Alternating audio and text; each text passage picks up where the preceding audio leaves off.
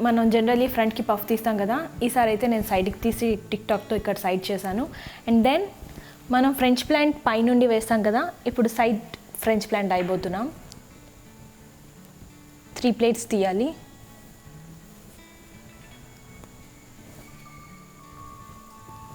ఇలా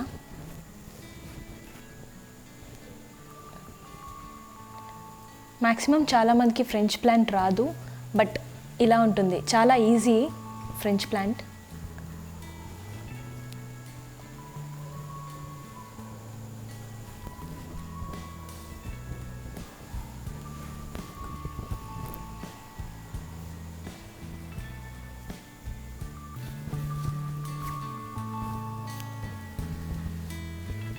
ఇలాంటి వీడియోస్ మీకు ఇంకా కావాలంటే మాత్రం ఖచ్చితంగా మా ఛానల్కి సబ్స్క్రైబ్ అవ్వండి.